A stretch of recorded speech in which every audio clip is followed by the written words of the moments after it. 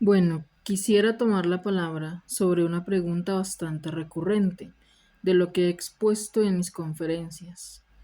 Y es qué pasa con el Dios, con el Elohim, y cómo se relaciona con Yahvé o el tetragramatón. Yahvé, la divinidad, él podría ser, pero no es seguro. Pero podría ser el singular de Elohim. Pero eso no es seguro. El, Eli, el, Elohim podrían ser dos términos independientes y el singular de Elohim podría ser Elohá, que corresponde al semítico oriental. ¿Les suena conocido? Estoy pensando en lugares como Israel, como Belén, Betel.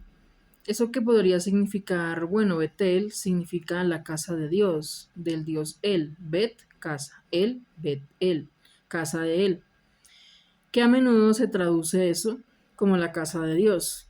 Pero estás diciendo algo que no tiene una legitimidad absolutamente, y estoy seguro de eso, no porque sepa la traducción real del término El o Elión, sino porque nadie conoce la traducción, primero. Y segundo, si leemos lo que realmente está escrito en la Biblia, todas las personas entienden que El, Elohim, Elohá, no significa Dios. Esto no puede significar Dios. No puede decirlo. Y cualquier hebreo moderno, hablante de hebreo, experto en hebreo, estaría de acuerdo con esto.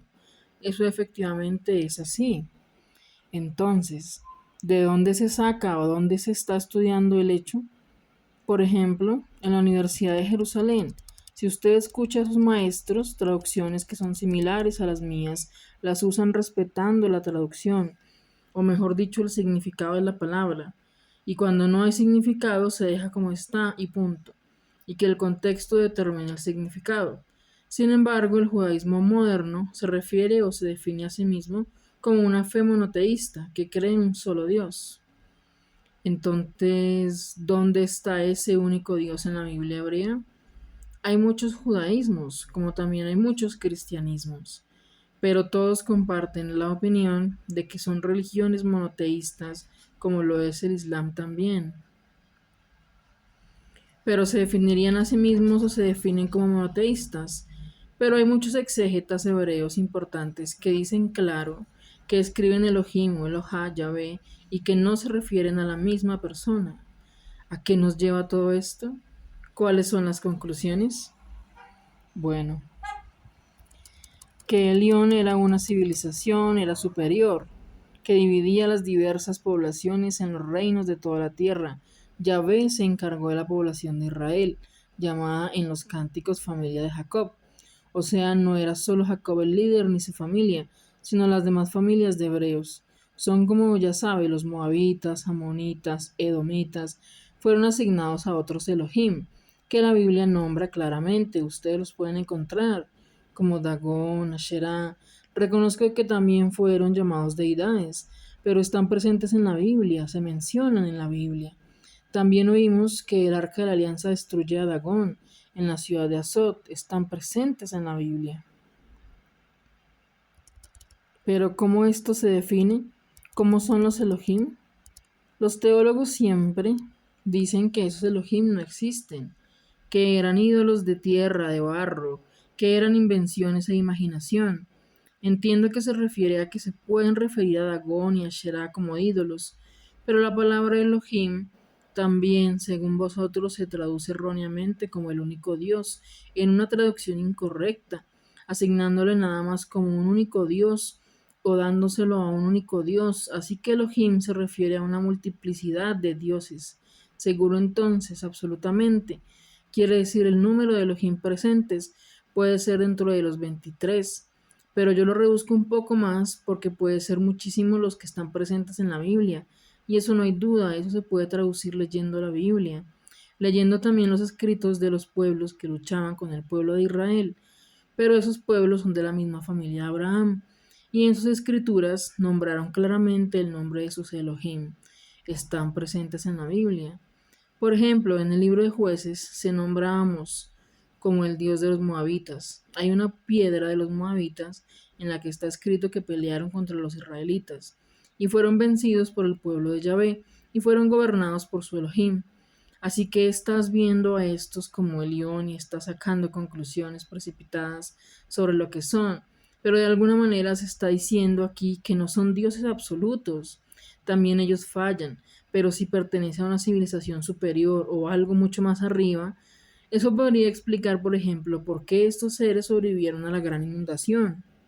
Pero sigamos esta idea de que los pueblos de otra civilización están asesorando y organizando a los pueblos de todo el mundo, porque recordemos que hay muchos dioses, no solamente en la Biblia, también en la cultura maya, en los griegos, etcétera. Es decir, es un denominador común el tema de los dioses. Y si no los comparamos, ya he hecho varias comparaciones entre los griegos y los dioses hebreos y tenemos muchas similitudes. Tenemos Israel, esos pueblos de Israel nos dicen que Moisés los sacó de Egipto.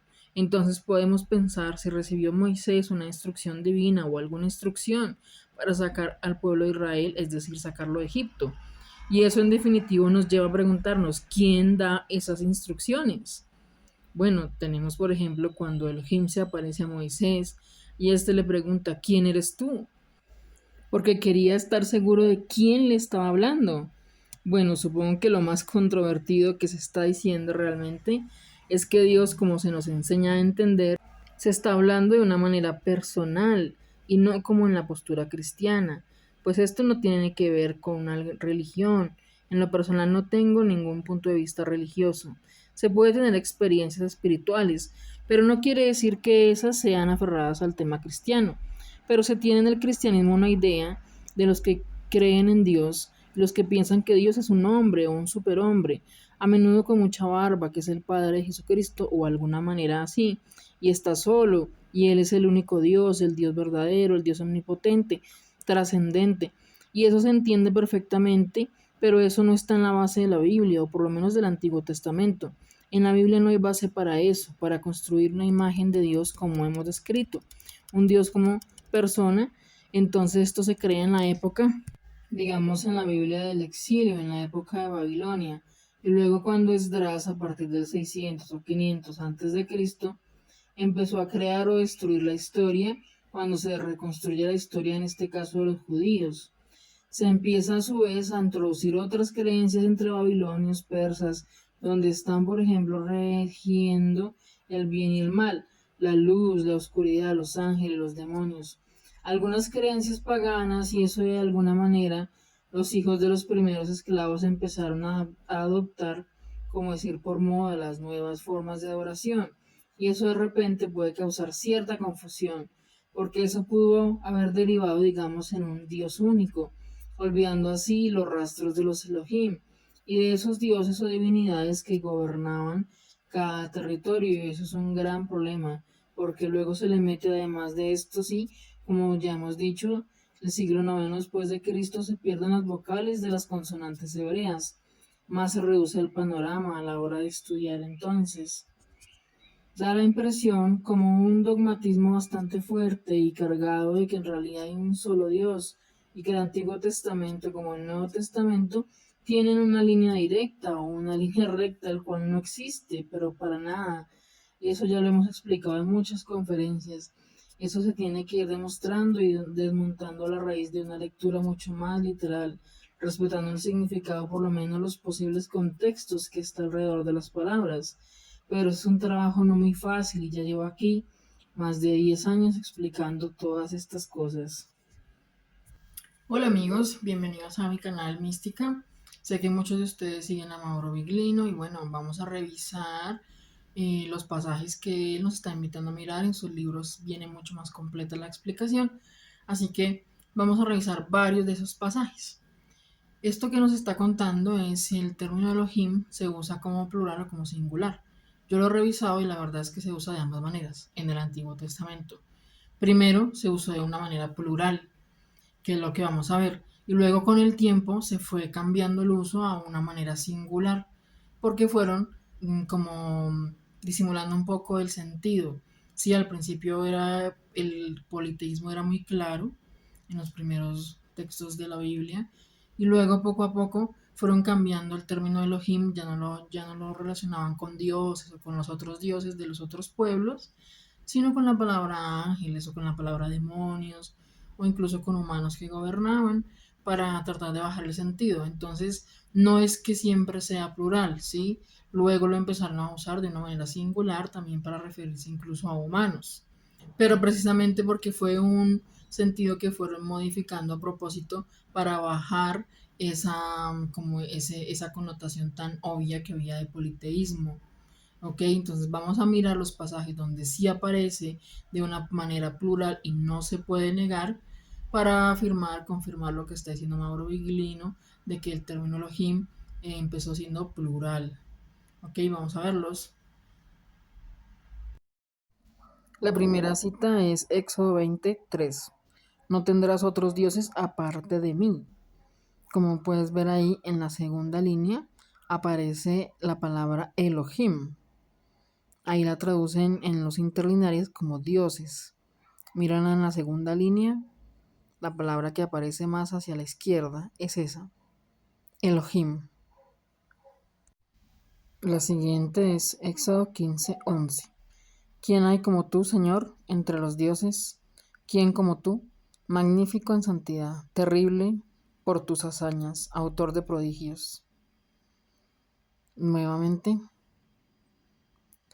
aquí vemos la palabra Elim. Está en la segunda línea, también la más hacia el lado izquierdo, traducida como dioses. Elim y Elohim tienen la misma raíz y sigue siendo un plural, por eso se pone como dioses. Así que podemos ver que en varias ocasiones aparece. Veamos más pasajes. Siguiente cita, Salmos 95:3. Porque el Señor es un Dios grande, un gran rey sobre todos los dioses. Aparece la palabra al final, la puedes ver más fácilmente. Elohim, la misma que la primera. Ahora Salmos 97:7. Que se postren ante él todos los dioses. Nuevamente es la última palabra al final, la ves con facilidad, Elohim. Vamos por Deuteronomio 6:14. No vayas a otros dioses, esos de los pueblos que están a vuestro alrededor.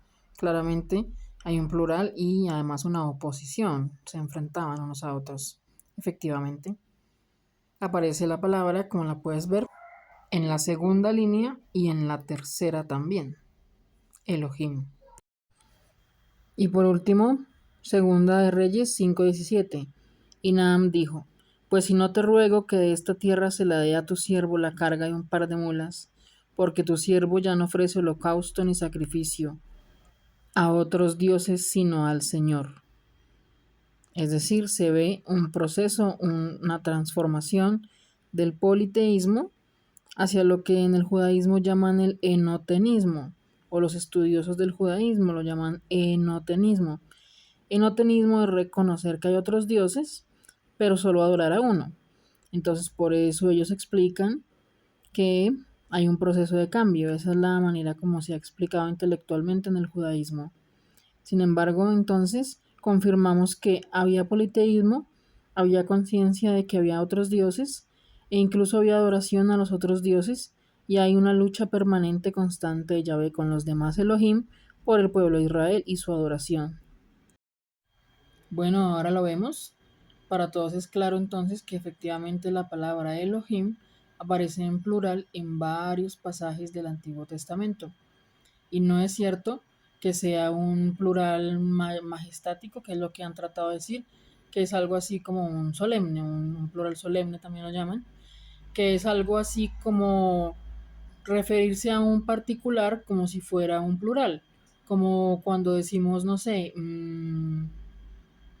los directivos de la institución, por ejemplo, cuando en realidad solo se trata de una persona, ¿sí? Algo así. Entonces, a veces en el judaísmo o los cristianos también, por supuesto, los del judío-cristianismo en general, tratan de defender que ese Elohim es un plural majestático o solemne, es la misma cosa, y que realmente se refería solo a un singular, que era pues Yahvé supuestamente. Pero estamos viendo que no, porque en todos esos pasajes había un enfrentamiento, una oposición, un claro enfrentamiento entre los Elohim y Yahvé, porque eran varios Elohim y todos peleaban como por su territorio y peleaban por la adoración y de los pueblos. ¿Por qué? porque la adoración implicaba la tributación, el tributo, o sea, el diezmo, ese 10% que tenían que tributarles. Entonces por eso peleaban por los pueblos, para tener más gente que les tributara, que les sirviera y que les adorara, era tener más sirvientes y más poder y más dinero. Entonces por eso peleaban tanto por ellos. Así que vemos claramente que sí, que Elohim era un plural y que está siendo confirmada la propuesta de Mauro Viglino de que debe interpretarse más bien en el sentido literal. Y yo quiero añadir a esto que no significa o no debe significar para todos que se esté afirmando necesariamente la existencia de los seres. Simplemente hay que entender que el texto debe interpretarse en el sentido literal porque fue escrito en ese sentido. ¿Mm? Ya si usted quiere creer en que esos seres existen o no, es otro tema, ¿sí? Podemos charlarlo en otro espacio.